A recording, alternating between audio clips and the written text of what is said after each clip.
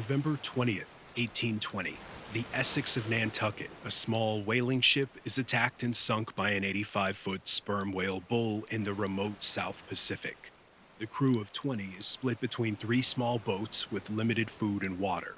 They gather what they can from the wreck and make a plan to find land. And they had a few different choices.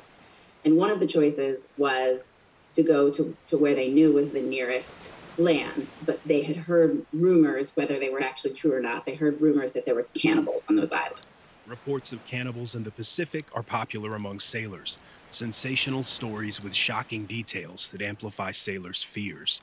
But in this case, the men were basing their decision on scary stories they'd heard about other islands. The ship's first mate, Owen Chase, later recalled, "We examined our navigators to ascertain the nearest land and found it was the Marquesas Islands. The Society Islands were next. These islands we were entirely ignorant of. If inhabited, we presumed they were by savages, from whom we had as much to fear as from the elements or even death itself." The captain knows the trade winds will naturally push them in that direction and decides it's the best option, but the crew convinces him to take a different route. Owen Chase continues, "Taking all things into consideration, it would be most advisable to shape our course by the wind to the southward as far as 25 or 26 degrees south latitude, fall in with the variable winds, and then endeavor to get eastward to the coast of Chile or Peru." This was a much longer journey. First, sail 1,600 miles south, then ride the winds more than 3,000 miles east to South America. Why would 20 shipwrecked souls with few supplies choose a route that's 3 times longer? Author Karen Thompson Walker says this is the work of fear. Fear is an act of the imagination, and not just an act of the imagination, but an act of storytelling. A kind of unconscious storytelling. In the boats, they're in the middle of the ocean. They had this idea that there were cannibals in that direction that really just activated some kind of primal, imaginative, and salacious version of a story. And that story of like, what if we arrive on the island and we're eaten by cannibals was more powerful in their brains than this long route. And most of them did not survive because they ran out of food. And by the time the last survivors were rescued, they themselves had participated in a form of cannibalism just to survive. Walker writes scary stories, but not the kind with killer clowns. Her novels explore humanity's common fears through uncommon circumstances. She's fascinated with the story of the Essex of Nantucket because it demonstrates how unfounded fears can hijack our ability to make good decisions. What interested me about that moment and that decision making was that, on the one hand, their fears were predicting a possible future. But they listened to the one that seemed more like a thriller novel, or horror movie, and not the one that was more reasonable. Like, this number of miles in the ocean is just too far to last our food. Fear takes different forms. It can represent something you're afraid of, like a fear of heights. It can refer to the conscious experience of feeling fear, like hearing strange noises in the dark.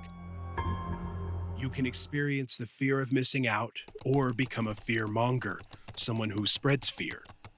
Neuroscientists believe fear is an important component of consciousness that helps us respond to threats. It's a combination of chemical processes in the limbic system, sometimes called your emotional brain, and the neocortex, which is responsible for your imagination. Think about what that means. Your threat response and your imagination work together. So anyone who can gain access to your fears is, in a sense, gaining access to your imagination. That it's natural to be fearful of things, but we have to be reasonable and rational and critical thinking as human beings and rely on evidence. So in this case, with this unfounded narrative that there were cannibals, cost them their lives. This is Dr. Travis Boyce. He's the co-editor of a volume called Historicizing Fear. It's a collection of essays that explore fear's role in manipulating social and political movements. Dr. Boyce is also the Department Chair of African American Studies at San Jose State and Director of the Ethnic Studies Collaborative. And this is Dr. Winsome Chunu. She's also co-editor of Historicizing Fear and Director of the Multicultural Center at Ohio University. It's people who eat other people. And so immediately that is going to incur a response in me, rational or not.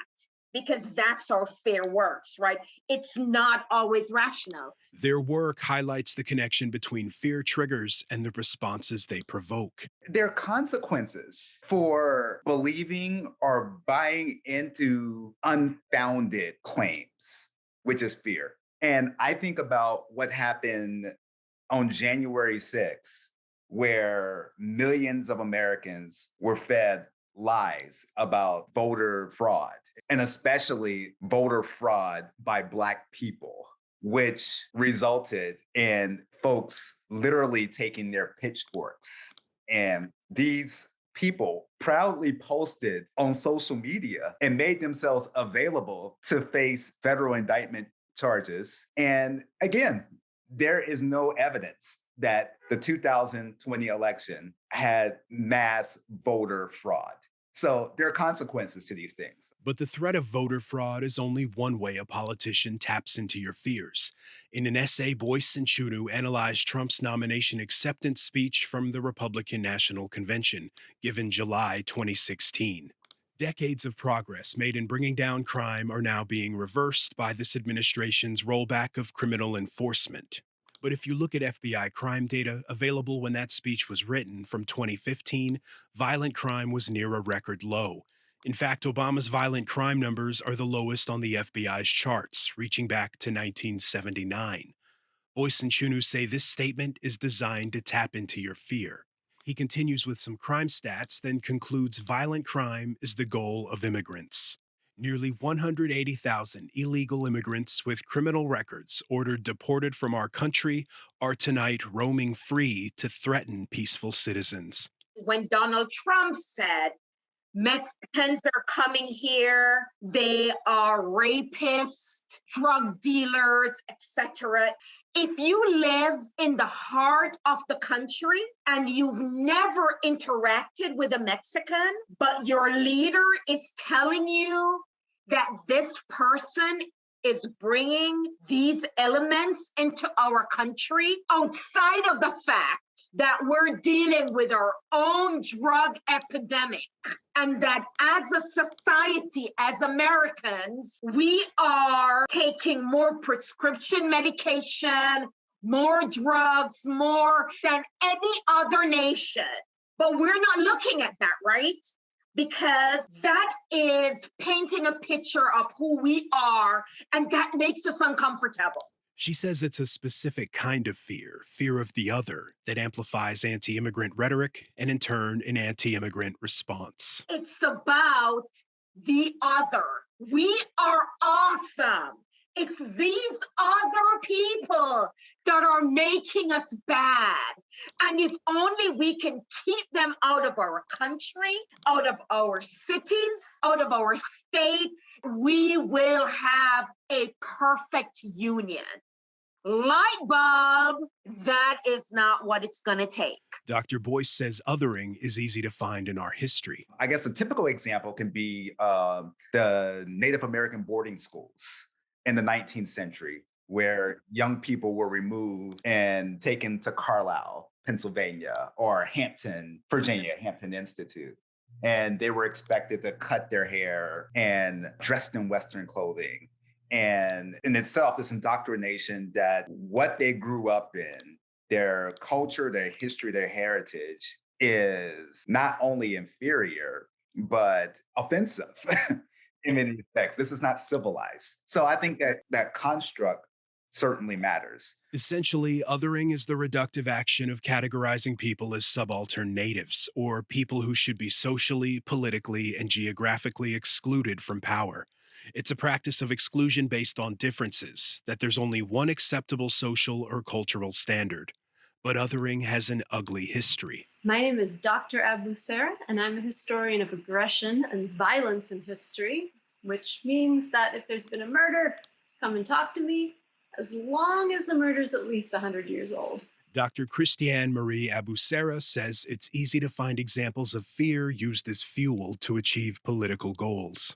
So everybody knows about the Red Scare. Most people don't know 1950, exact same time there was something called the Lavender Scare, which was a scare involving trying to root out homosexuals from the government. At that time, Senator McCarthy tried to root out what they called sexual psychopaths from the US government, and in a very horrific way, mobilized fear in order to advance a certain political agenda.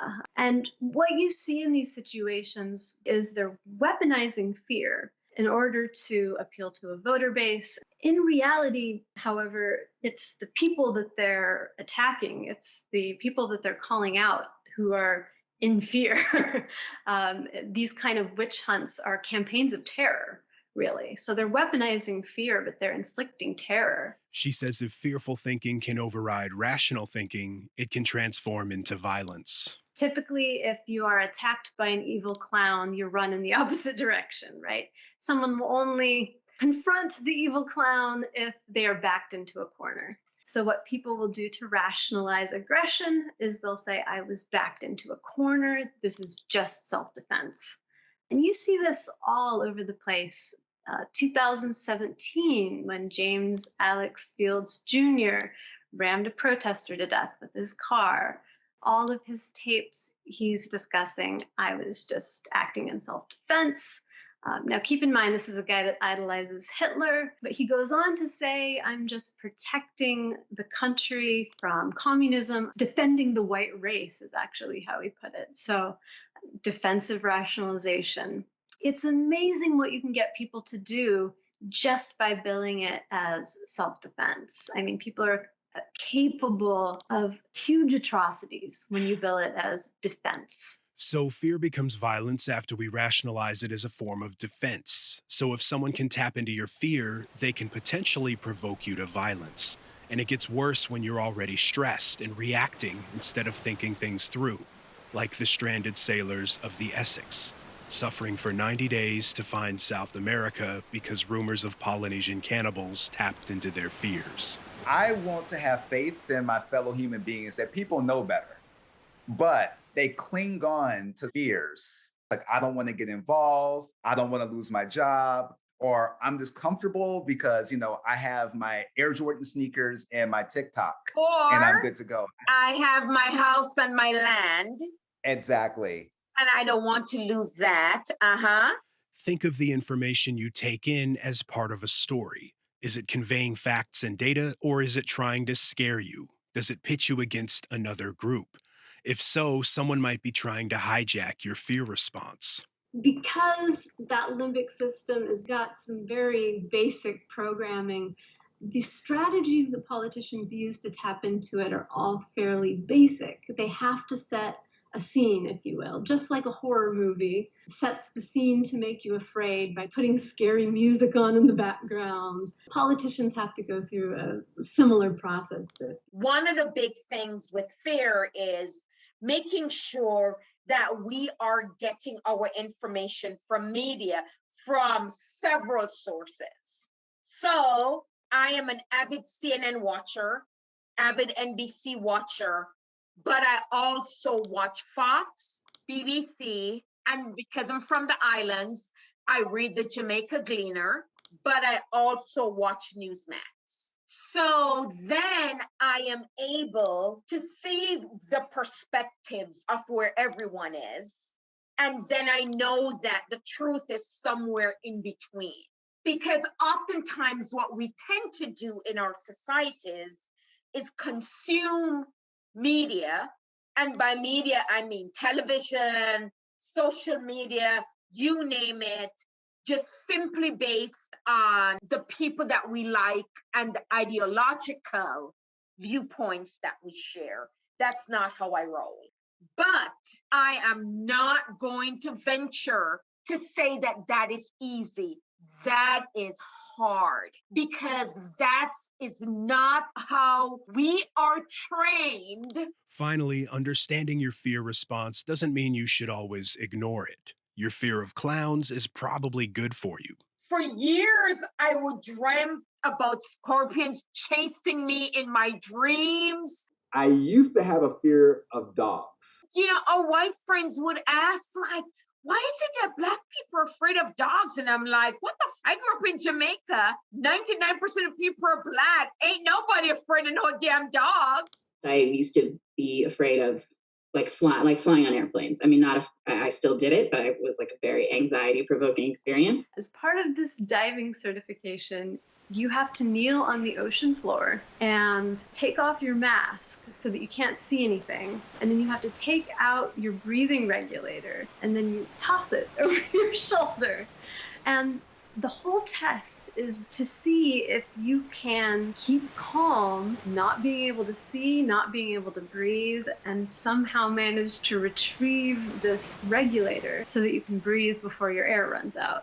Yeah, the whole thing, it's just horrific.